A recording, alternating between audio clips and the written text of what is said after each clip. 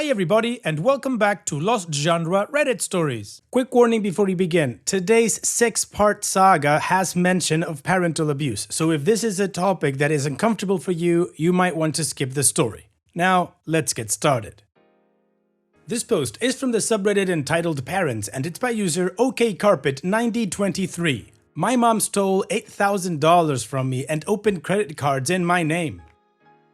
This is the story of my mom's lies. I have not spoken to my mother for over a year, almost 2 years now. I have her blocked on everything. So, some background. Growing up, my mom was always in and out of jail for stealing. She was also emotionally abusive and a horrible parent. The last time she was arrested was in 2015. I was 19 at the time. She always said that she stole to provide for our family, but we never lived in a stable home. She would just blow money on expensive gifts just to say, "We aren't poor." She was also arrested multiple times for identity theft and always claimed it was to keep us off the streets.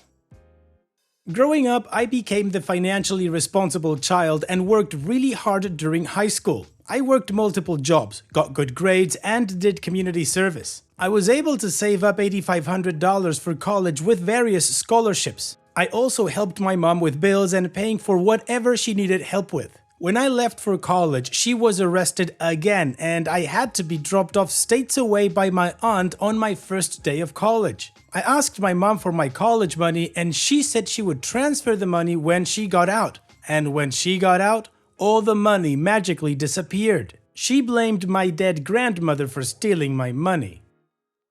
This was back in 2019. I took a look at my credit score and discovered multiple credit cards open in my name and an apartment that was late on bills rented by me. I got the majority of them removed, but some stuck. I cried to my mom about them so much and she comforted me, at the same time that she would ask for money from me. It was hard for me. It was either help with the bills or have no electricity, water, gas, or roof over my and my brother's head. I didn't want to be homeless again, and I didn't want my brother to suffer either.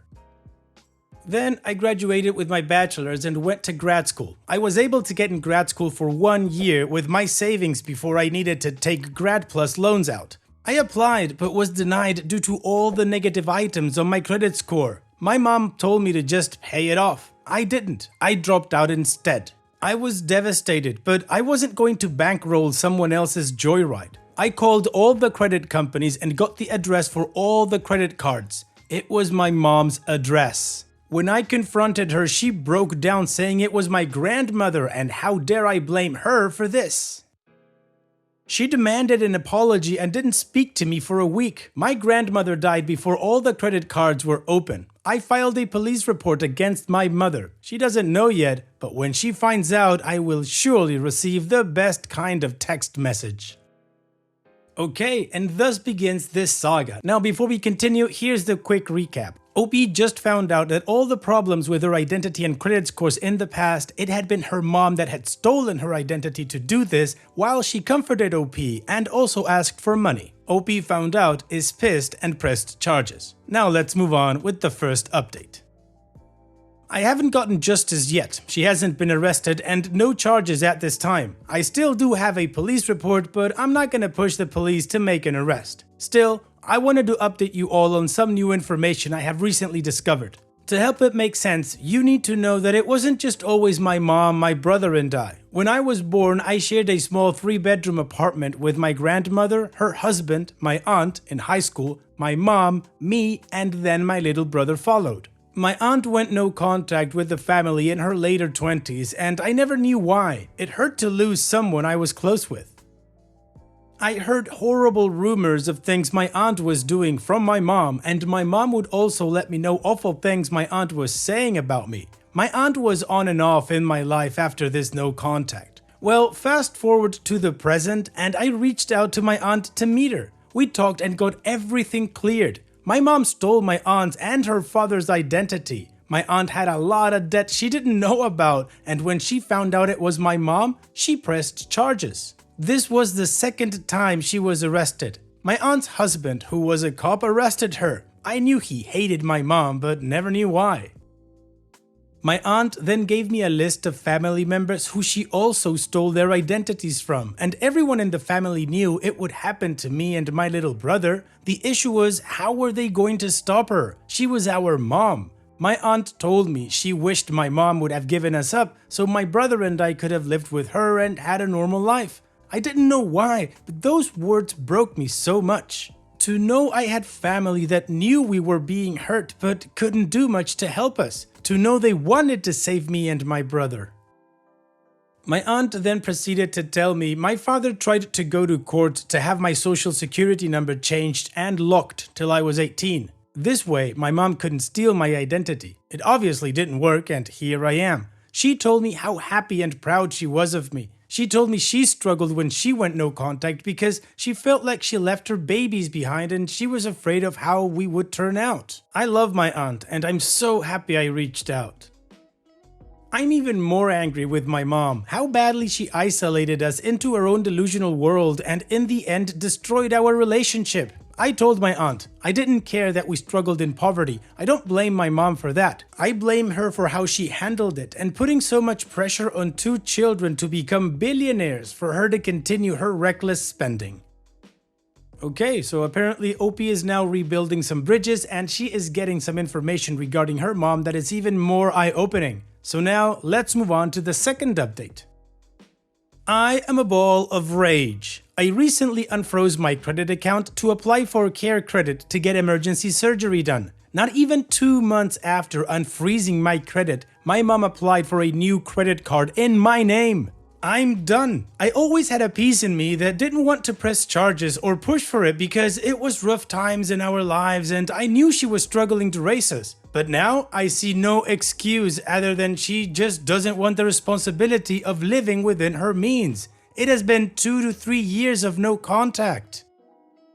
One thing I would like to say is F you to Chase Bank. The card was being opened with them, and when I called to let them know it wasn't me, they told me they will see if they can close the account, but that I need a police report first. I asked for the address to confirm it was my mom, but they kept denying my request for the address. I only got it confirmed after I told the operator if I guessed the damn address. Would you just give me a yes or no? He agreed, and it was my mom's address.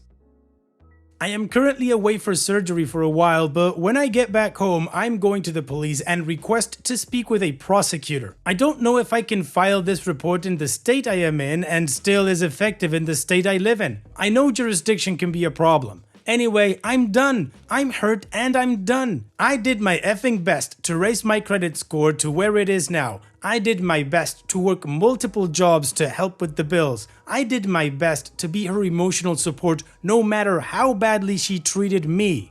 I feel like this next step will be cutting this one string I have left connected to her out of sympathy, which of course led me to being taken advantage of again. Opie's edit. I will be pressing charges right away. My boyfriend is an attorney but doesn't work in the public area. I do have friends from my law school days that actually work in our county's prosecutor office, so I may reach out to them for some advice.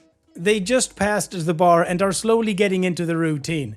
I also don't like to bring this up much with passive friends because it is just embarrassing. My mom and I haven't spoken in almost 2 to 3 years. It feels so long ago I really don't know the timeline. For those asking why haven't I pushed for charges before and why I keep letting this happen, I really don't know if many will understand, but I have been conditioned to fear my mom. From a young age, she would punish me for not acting, speaking, or thinking a certain way. If she thought I had a negative feeling about her, she would physically and emotionally punish me, and then I had to beg and cry and comfort her that it wasn't true, that I didn't have negative thoughts about her. The fear has stopped, thankfully, but I have been afraid that if I press charges, it will start again.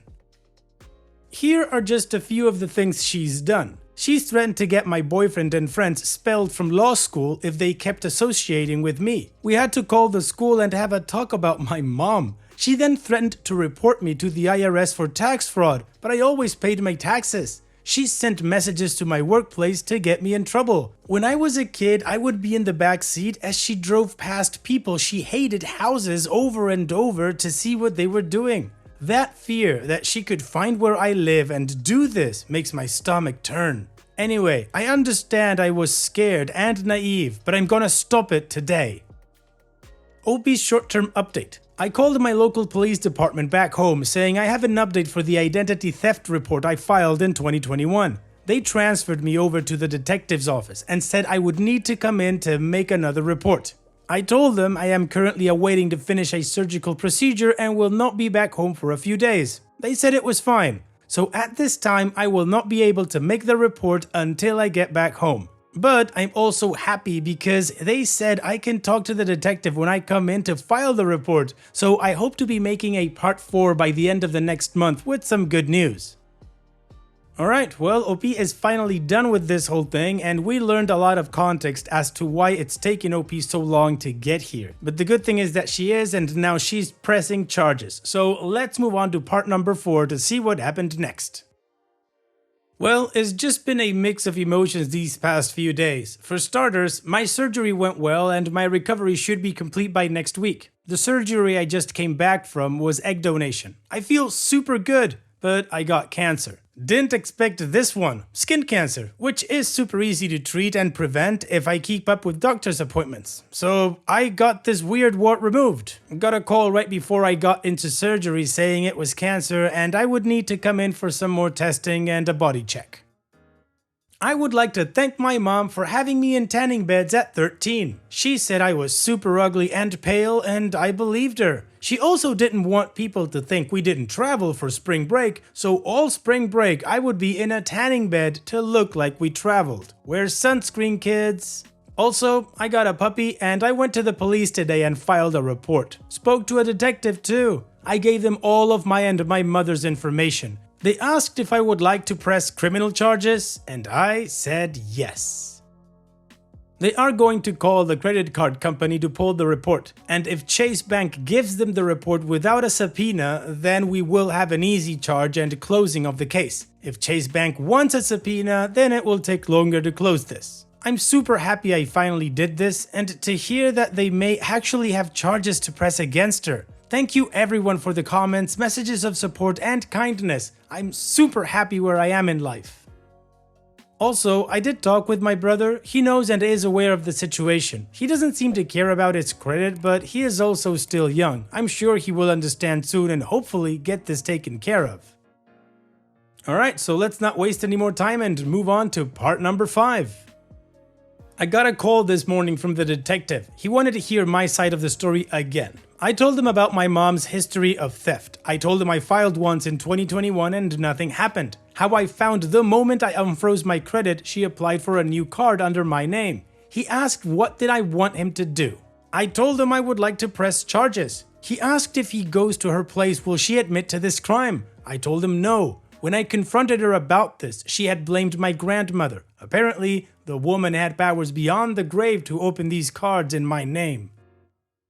He asked if she was a drug user. I told him no, she just doesn't know how to live within her means. He said he will be going down today to interrogate her. If she admits to it, she will be booked right there. If she doesn't, then they will need the Chase credit report. I am planning to go to Chase to grab the report and hand it to them myself tomorrow. I asked if she would know our address. He said if we go to court, my address would be submitted as evidence against the identity theft, so she would know where we lived. Thank God we are renting right now. So we agreed that if we go to court, we will see how long her sentence is and plan to move out before she is released. We know she will serve time because this is her 4th time and the judge will have no sympathy for a mom doing this to her daughter. Max punishment in the US is 15 years, but she always takes the plea deal, so I can see her serving either a couple of months or a year. It has been a couple of hours and my stomach feels like it's doing flips. My head is so dizzy. The air feels so much heavier. I feel sick. I waited for a call, an update, something. Did she admit it? Is she booked? What is happening next? The detective then gave me a report number and I called Chase Bank. Chase apparently hadn't processed the application, but after my call, it was put on hold until further investigation. With my report, I was able to have it denied and removed from my credit score. So I have confidence I can go into the bank tomorrow to snag that report. I apologize for any grammar mistakes here. I feel so lightheaded. I'm on edge right now. I'll update again once I have heard back from the police. Okay, well, let's not waste any time and move on to the last part of this saga to see how this story ends. Police showed up Friday to talk to my mom. She denied everything and said she doesn't even speak to me. It is true, we haven't spoken in 2 years. Then, that Friday, I got logged out of my Experian. Weird, but I didn't think too much of it. Yesterday, I decided I would use my downtime to get back into my Experian account, thinking I forgot my username and password. Plus, I signed up with an old email. I get back into my Experian and everything is different. Different email, different phone numbers, and usernames. Like someone just wanted to control my credit file so I wouldn't be able to access any more information. I saved the email and phone number. I just got off the phone with the detective and they will investigate this too. If it is linked to her and shows up, then we have a closed case. If not, they said they will need to wait for more evidence to come in, really. My boyfriend and I talked. We don't want more evidence to come in and be on high alert. So I'm hoping this time, with all my evidence, I will be able to change my social security number. I tried back in 2021, but was denied because I didn't have evidence of it being constant harm. So I'm hoping this will help. We are moving since our address was linked to my Experian, meaning I also get spam calls asking to speak with my mom or text with her name. Why haven't you changed your number? I tried in 2022, but the damn AT&T people ignored my request and kept my number the same. Plus, everything was quiet last year, so I am going to try to change it again. Also, I know this is a question. How did she get into your Experience? I have the same 4 passwords I use for everything. She knows 2 of them. Every time I am requested to change my password, I would just rotate these 4. I know, how stupid. I changed all my passwords to something she would never guess and I'm better protected. Please know I am happy. Even during these rough times, I have been super happy since no contact with my mom. I have an amazing found family and friends. It's funny, my favorite movie was Meet the Robinsons as a child. How the ending wasn't exactly what the protagonist wanted, to be happy with his birth family, but I'm happy I kept moving forward and met my new family. I have so much love in my life now, I couldn't have asked for more. OP's final update. The police just gave me a call again. The number was linked to her, but she told the officers she helped me set up the account when we were talking, so of course her number is linked, which is 100% lie. The officer told me straight, if we continue the investigation and allow her to use that card for a couple of weeks, we would be able to book her since they would have evidence that a card was delivered to her address and she was using it. So this is truly the end. Thank you all for the support and love you sent my way. I hope everyone has a great rest of their week. And there you have it, guys, the end of the saga. OP is finally able to press charges on her mother and they will stick. Additionally, she's gonna do all those other changes that she said she needed to do, like her phone number, social security number, and all that stuff. So OP, here's wishing you and your boyfriend the best in the future. Take care and thank you for sharing, and also, hopefully, the charges will have big consequences on your mom. Thanks again for sharing, OP, and take care. Now, let's finish this video with a quick mood booster post. This post is from the subreddit Malicious Compliance, and it's by user MaterialEgg7428. Oh, I'm not allowed to clean up early? Have it your way. I'm a master's student who works as a teaching assistant for a class of 60 students. There is another teacher's assistant and a professor to answer questions. It is a lab course, so there is a ton of setup and cleanup. I usually end up working an extra hour or two past the end of the lab, which I get paid for, but it does mean I go home really late. So when I can, I start tidying up once most of the students were gone. Now, I did this for a few weeks until I missed a student's question. The professor yelled at me and embarrassed me in front of the students for not doing my job. The other teaching assistant was on his phone and the professor was standing at the front not doing anything. He told me to absolutely not clean up until all the students were gone. We had one student that always stayed over an hour later than everyone else. The next week, this student was the only one in the lab for over an hour past the end of the lab. The other teacher assistant was helping them. I stood there, not lifting a finger until she left. I took my time tidying up.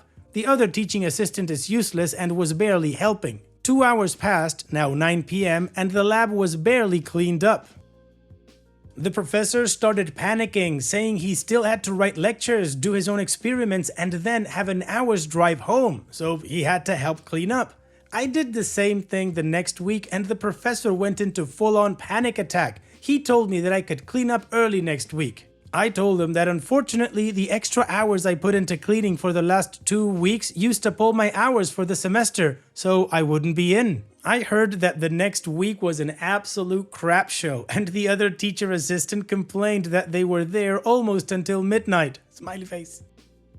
Well, OP, you were just following the professor's orders. That was it. I'm sorry, it sucks to be him, I guess. Thanks for sharing, OP.